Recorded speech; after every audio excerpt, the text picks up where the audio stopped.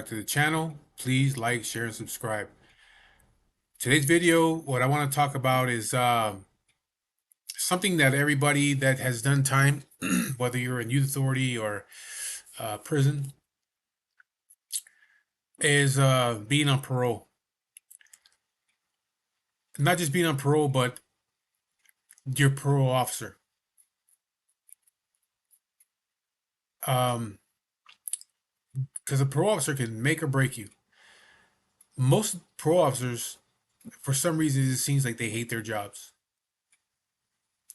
And before I got out, you get warned about that kind of stuff from guys that had already done time to counselors. They'll tell you, like, hey, parole's gonna be tough. Parole officers are really tough, man. They will violate you in a minute for the smallest things. They'll send you right back. It's very hard to make it on parole if you have a shitty parole officer or a parole officer that just doesn't give a shit about you. You're just a person on his caseload. He'll violate you for the smallest thing, get rid of you, so he don't have to deal with you no more for anything. They don't want to give you opportunity. If you get caught because you did a dirty drug test, uh, they'll violate you. Instead of saying, hey, you know what? I see you have a problem. Let's get you into a program. Or you ain't got a job. Hey, you know, there's programs for you. I'll help you get a job. Because there are programs out there. Or there used to be. I don't know about now. But there used to be programs out there. Drug programs, mental health programs, job programs. But they wouldn't really tell you about it. It's like go find out on your own. But they have the programs. They know what programs they are. They can help you if they want to. If you have a shitty pro officer, he just don't give a shit. He don't care. He leave you out there on your own and just fuck with you whenever he can.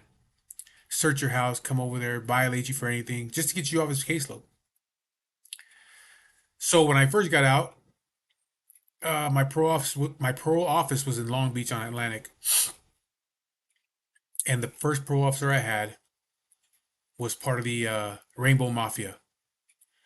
If you don't know what I mean by that, um, she wore fucking boxers with dick holes. You know, she was part of the Rainbow people. She was a bitch. She was a real bitch. Um, it's like she hated men, but yet she wanted to be one.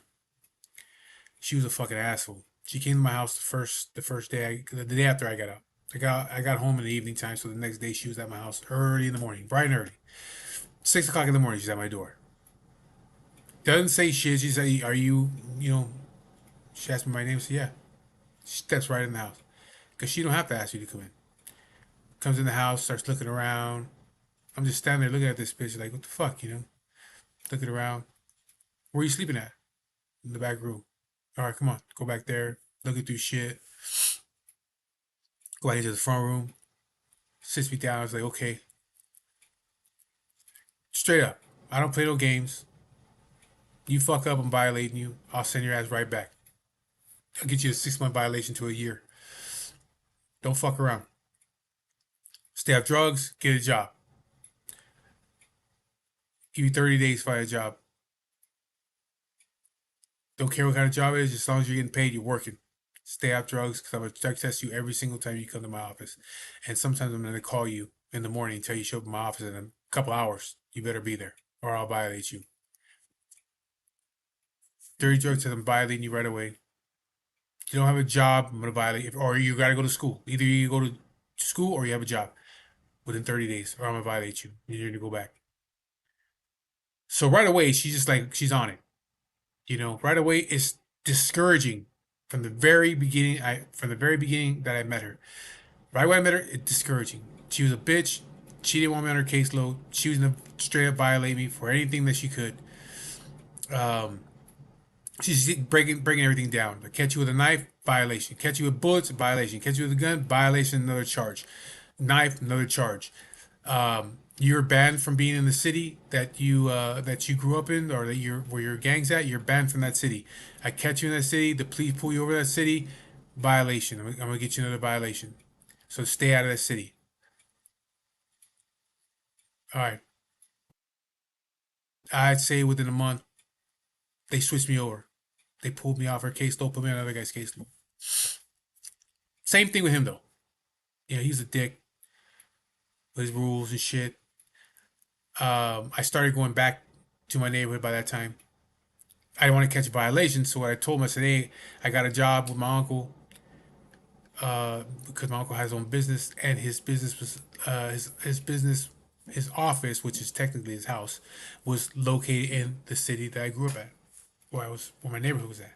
So I said, look, I got to go over there because of work. He said, okay, you can be over in the city, but only for work purposes.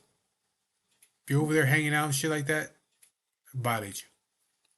All right, no problem. So I kind of found a little loophole to be in the city during the day because I go say I'm coming or going to work. Nighttime wasn't so easy. You know, if it's like 2 in the morning, they know I'm not fucking working 2 in the morning, especially dressed the way I was dressed. You know, so I had to like, you know, be very cautious when I was out there, maneuver with caution at the same time committing crime. So there was that dude. Right? I was with him until I left. Until I finally in '93 I said, you know what, I gotta get the fuck out of here. And that's another video I want to do of why I just ended up leaving LA, why I left the harbor area. Shit was getting real fucking hot for me out there, and it was just like it's time to go. I'm gonna either catch a violation or I'm gonna get killed, one or the other. I'm not gonna make it too much longer. You know, you can feel it coming. You can feel death breathing down your neck. And I was like, it's coming. I gotta get the fuck out of here, one or the other, death or I'm going back and I'm gonna go back for the rest of my life. Anyways, so I called the parole officer. I say, hey, check it out, man. Things ain't going too well for me out here. It wasn't a good idea for me to parole back to where I grew up at. I used to live in Fresno when I was younger. I was out there for a year. My family's still out there, and I'd like to move out there and just get away from everybody, get away from LA, and just focus on myself out there. You know, I said, is it possible that you transfer me out there? He's like, yeah, no problem. Like he didn't want me on his caseload. He's like, fuck, I get rid of this guy. So yeah, no problem. When are you leaving? As soon as I possibly can. All right. Can you be out there by Monday? Yeah. Okay. I'll get a hold of the officers out there. I'll transfer you out there. Okay, cool. So I think the day later he called me. Hey, when you get out there, you got a pro officer. His name's Jim Henry. Here's the address. Monday, you go out there and see him in the morning. All right, no problem. So I leave, take my two bags, my two duffel bags with my clothes that I had, and I'm gone. Went to Fresno. Got on the bus. I'm in Fresno. My grandmother got an apartment for me and her out there. She's one of the reasons why I left. I was real close to my grandmother. My grandmother was like my mother. She raised me. At one point, her and my grandfather wanted to adopt me. But she always treated me like her youngest kid. She never treated me like a grandchild. She was very open about me being her favorite grandchild, though. She didn't give a fuck that the other kids knew it. I got what I wanted. They didn't. I spent a lot of my time with her. You know, when I was a kid, she taught me how to play rummy. So I'd sit there and play rummy with her. She would get these books, the crossword puzzle books, and me and her would sit there and do crossword puzzles together. And I remember as a kid, she used to get these little fucking hairs on her chin, little black hairs, like her brush was growing in, right? And she would tell me, "Come here." She said, "You feel the little hair right there? There's like two or three little hairs. Yeah, get the tweezers." So I'd sit there and pluck out these little fucking hairs on her chin, or her little corner mustache, her little fucking cantiflas mustache right here. He plucked those things out, you know. And so I used to look forward to that shit when I was a kid, going to my grandma's house and plucking her fucking whiskers. And then later on in life, you know, they did dope together, did cocaine together, drank beer together. You know, was what it was. You know what I mean? That's why I grew up. Smoke cigarettes, sit there, smoke cigarettes, play rummy, hang on my grandmother because she was gangster. She didn't give a fuck, you know. And but she treated me like her child. And when my mother wasn't around, I used to call her mom. You know, out of respect for my mother, you know, because me and my mother were real close too. So out of respect for my mother, you know, I would call my grandmother mom if my mom wasn't around. But anyways, my grandmother's the reason, another reason why I moved out to Fresno. She had got in contact with me. I don't know how she found out where I was at. She found out I was in all kinds of shit, and she's just like, "Hey, if I go back to Fresno, because she was staying in Huntington Beach at my aunt's house. If I go back to Fresno, get this apartment, will you come back to Fresno? Because I know I hear you're in a lot of shit right now, you know." So I said, "Yeah, okay, I'll go." And I remember my other aunt called me, my younger aunt called me. She said, "Hey, Grandma said you're gonna come back to Fresno. She didn't move back out to Fresno. Are you really gonna come? Because she has it good where she's at right now. She doesn't have to leave. She doesn't have to leave your Thea's house. She says she's comfortable where she's at, but she's gonna come over here because she said you're in a lot of trouble and that she'll come out here so she can get an apartment for you." So I said, "No, I'll be there on Monday." She's like, "Okay, you better be here because she's moving." I said, "Okay, I'll be there." So they took my grandma's shit out of storage and got her apartment right there in my aunt's apartment complex. Monday I was out there. I moved in with my grandmother. She said, "Look, the place is furnished. Your Thea lives across the way right here. I can stay over there because I'm always over there with her and the kids anyway. You pretty much can have the place to yourself. I will be here sometimes, but I can sleep over there sometimes. You can have the place to yourself." So I was like that for a little while. But anyways, so I go meet the parole officer, and right away I can tell he's different. He's not like the other ones. I come in, he shakes my hand. Well, I come in the office, I sit down and say I'm here to see Jim Henry. He comes out. "You Michael? Yeah. You came from LA? Yeah. How you doing, man? I'm Jim Henry." Shake my hand. "I'm the pro officer." "Okay, nice to meet you. Come on, let's go in the office." We go in the office. "Yeah, check it out. I need you to go to a test for me, right?" "No problem. We'll take a piss test. I'm clean. I ain't worried about it." "Okay, check it out, man. You already know your pro conditions, so I ain't got to go over that with you. You've been out for already a month already. You know your pro conditions, right? Stay off drugs. Don't get in no trouble. I expect you to go get a job. I expect you to go to school. One or the other. Get a job or go to school. You know what I mean? You can't just dick around all the time. You know what I mean? Get a job. You need help? Let me know. I'm here to help you if you need help. But do what you can to do it on your own. Try to make things happen on your own. If you need me to help you, then I can help you. There's programs out there. But I want you to try to do these things on your own. It's gonna make you a better person if you can do things on your own." "Okay, no problem." It's like, "All right, I want to see you once a month on this day, whatever the day was, every month at this time." "Okay, no problem." So I leave. I felt good about the situation, you know, because this guy's not treating me like shit, you know. So I leave, come back a month later, come to the office, expect to get drug tested. "How you doing?" "I'm good." So "You look good. You on drugs?" "No." "You got a job yet?" "No, I'm still looking." "Okay, well, find something. I need you to find work or go to school." "Okay, I'm looking. I'll find something."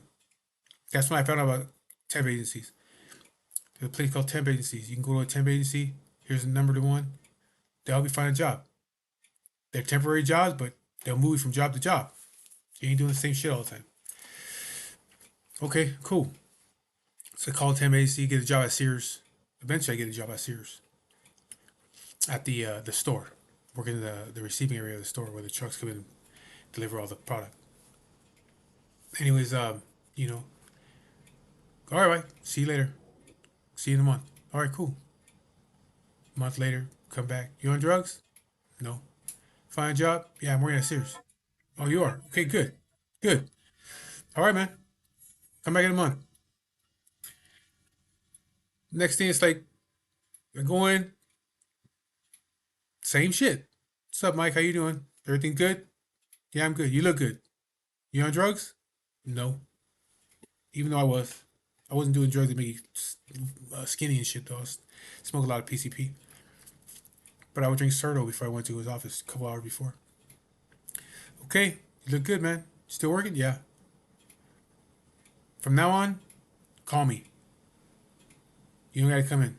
Call me. If I need to see you, I'll have you come in. But other than that, same time every month, same day, call me at this time. If I don't answer, leave me a message. If you don't hear back from me from that day, call me the next day. Leave me a message, you don't hear from me. No problem." So after that, I would just call. And then one day I called him. I said, "Hey, check it out, man. is there any programs out there for me, that I can go to? You said there's programs and stuff, for work and school and shit like that. Is there any programs? It's like, yeah, there is. He's like, how old are you? I said, I'm 20. Be 21 in October. This was like in the beginning of the year sometime. It was like April or May, somewhere in 1995. Like, yeah, there's a program. You have to be under 21, which you are, but it's through the probation department. But I can still get you in there. It's over off of Kings Canyon.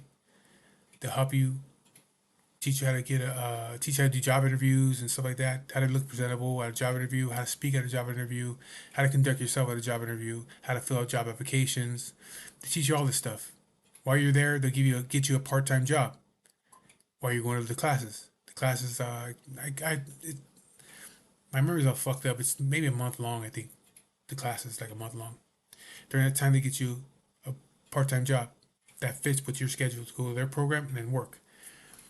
And then after that, if you finish their program, they'll let you pick from all these different types of occupations, all these trade schools. You pick what you want to do, and they pay for it. So you want to go? I'll get you set up. I'll call them, put your name on the list to go down there, get you an appointment. Cool. So I went to that, and I told a story about how I met Fred Pizarro. That's how I met Fred Pizarro through Jim Henry. And then so I went through all that shit, finished the program, became a truck driver, got my license and all that stuff. And it was May 1995 when I left Fresno. May, no, no, no. Yeah, 1996. May 1990, no, 95? 95, 96. It was May 95 is when I moved. May 95 is when I moved to Riverside. Before I left, though, I had already been on pro since 92. Now we're at 95. Actually, I'm sorry, it was 96 because I was on pro for 4 years. So it was 96 when I came to Riverside. Um, May 1986, before I called my pro, I said, hey, check it out, Mr. Henry. I finished the school, I got my license. I've been out for over 3 years, man. You told me you were going to get me off after 2 years, and I'm still on parole, and then the third year comes by, and you say you forgot to do the paperwork and shit, man. And here I am, 3 years, over 3 years now. I'm still on fucking parole. I haven't violated, haven't got no violations. I did everything you asked me to do, man. He's like, hey, man, I am sorry, but think of it this way: it's kept you from going back to jail, hasn't it? So it's not a bad thing, you know. We'll get you off. I'm gonna get you off. I promise you, I'll get you off this time. This year, I'll get you off. I said, hey, check it out, man. My dad invited me to move with him in Riverside. He's gonna give me a job out there with my cousin driving a truck. So I'd like to move out to Riverside. Can you transfer me there? He's like, yeah, no problem, man. You've been good with me, no problem. I'll contact them today. I'll get you transferred out. When are you going? As soon as possible. Okay. When you get out there, call me and I'll tell you who the new pro officer is gonna be. Okay, no problem. So I get out there to Riverside. Lucky for me, the pro officer was like fucking 5 minutes from my house. I get there. It's a black lady. She's not a bitch, but she's not super nice. But she's just like, she's like whatever. And she's like, wow, you've been on parole for over 3 years. It's over 3.5 years now, I think. Because we're in May. So yeah, 3.5 years I was on parole already. So she says, why are you still on parole after 3.5 years? I said, I don't know. My max is I had 8 year max. So I don't know. They can keep me on for the until the duration. She's like, yeah, but you shouldn't be on parole no more. You should have been off like 2 years after because you didn't violate. You have no violations. Nothing here shows you have a clean record with the parole. And then you go 3 years, still nothing. So now you have 3.5 years and you're here with me. I'll make sure that you get off parole. I'm gonna get you off parole because you don't need to be on parole anymore. You passed that point already. So okay, cool. She's like, you don't even have to come see me. Just call me. Call me every other month. Just check in with me. I don't need a drug test. You don't need to do none of that shit. Just call me. All right, no problem. So I called her a couple, A couple months later, how's everything going? You working? Yeah, I'm working. Everything's good. You're on drugs? No, I'm not on drugs now. Okay, well, call me in a couple more months. All right.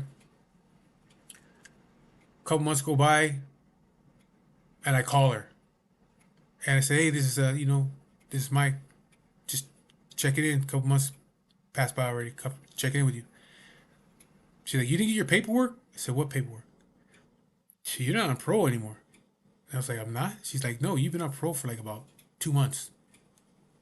I said, I haven't received nothing, no phone call, nothing. She's like, yeah. Come by the office, I'll give you the paperwork. But you've been honorably discharged from parole. You are not on parole anymore. You're just going with your life now. You know what I mean? Come get your paperwork and have some copies here at the reception for you. But you are no longer on parole. After today, you don't have to call me no more. You're free to go. That's it. You're done. I was happy as fuck. Because the two last pro officers they were good, especially Jim Henry. He's the one who helped me to change my life as far as working hard and all that stuff. He gave me the opportunity. Instead of being a dick from the very beginning, it was like I'm here to help you because that's what the pro officers are there for. Yeah, they're there to watch over you and shit like that, but they're there. They should be there to help you. There's a lot of fucking guys that are in prison because of dirty pro officers. Because the pro officer doesn't want to help them. He doesn't want to take that time. He's like, oh, I have too many caseloads. Well, if you have too many caseloads and you couldn't handle that job, then you shouldn't have been a fucking parole officer. You know what I mean? Your job is to help these guys stay out of jail. Help them get jobs, help them stay off drugs, help them to become family men, or same thing with the women. Not to just, hey, you fuck up, you look wrong, I'm violating you and putting you back in prison or putting you back in youth authority, wherever. But they don't give a fuck. A lot of them don't care. There's some Jim Henry and my last pro, I can't remember her name. I was only seen her one time. But Jim Henry, there's some pro officers that are out there like Jim Henry, that were good to their caseload. They wanted to help you. They don't want you in prison. They don't want you in jail. They want you to be a productive member of society. But the majority of them don't give a fuck and they will violate you in a minute because they don't need to do they don't want to do your bullshit. But that's part of the job. That's part of the job. So I think they're doing away with the parole system though. From what I understand, they want to completely do away with it. Once you get out, you're out. I don't think they. I heard something about that a couple years ago. They're trying to do away with the whole parole system. So once you're out, you're out. There's no parole no more. Is it a good thing? It's a good thing if you have a bunch of parole officers that are assholes. What do you need them for? They're lazy motherfuckers. They don't want to do their job. They get paid good money. They don't want to do their job. But if you have parole officers that are more like counselors and shit like that, therapists and shit that want to help you and want to push you to do better instead of, hey, you look at me wrong, I'm violating you. I see you spill on the concrete, I'm violating you. I see you throw a piece of paper on the floor, I'm gonna violate you. Instead of saying, hey man, there's programs out there and I can get you into these programs, but you just gotta prove to me that you need to be in this program and then I'll help you. But I need you to help me help you. You know what I mean? It's not like I'm just gonna help you right now. You gotta prove that shit. You gotta prove yourself to me. Then I'll help you and I'll get you to where you need to get. I'll guide you to where you need to go. That's the way it should be. But it's not like that. Parole officers are a bunch of fucking assholes that don't want to do their job. Just like corrections officers, some corrections officers. They're assholes. They don't want to do their job. They hate their fucking job. They hate going to work every day. And it's like, why the fuck you do it then? You're making yourself miserable. And at the same time, you're making me miserable. So, but anyways, uh, thanks to Jim Henry for being an understanding person.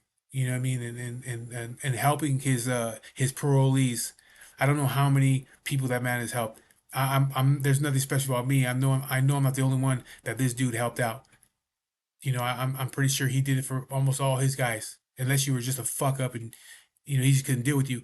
But I guarantee if you were willing to do the work, he was willing to fucking put you through the programs and help you. So because of him, I still after all this time, let me see, 2 more years, less than 2 years, I have 30 years of my license, 30 years of being a Class A truck driver because of Jim Henry. So, uh, thanks to him. I don't know if he's still alive. He was an older man when I met him. Not really old. He's probably in his mid 40s. That was almost 30 years ago. So he's got to be in his mid 70s. Hopefully he's still alive. He probably retired by now, but Shit, if anybody knows Jim Henry from Fresno, the parole officer, and he's still around, and he's still alive, he's got somebody that's still out here after all these fucking years. I never caught a violation. I finished the pro. Yeah, I ended up when I got out here, I ended up in the county jail for a few days. For like 4 days, and ended up having to do fucking a program out there in West Valley. But so it was for a fucking fight. It wasn't because I was out committing crime. It was because I got into a fight. But yeah, so thanks to Jim Henry, and thank you guys all for watching. And please like, share, subscribe, and I'll be talking to you guys later.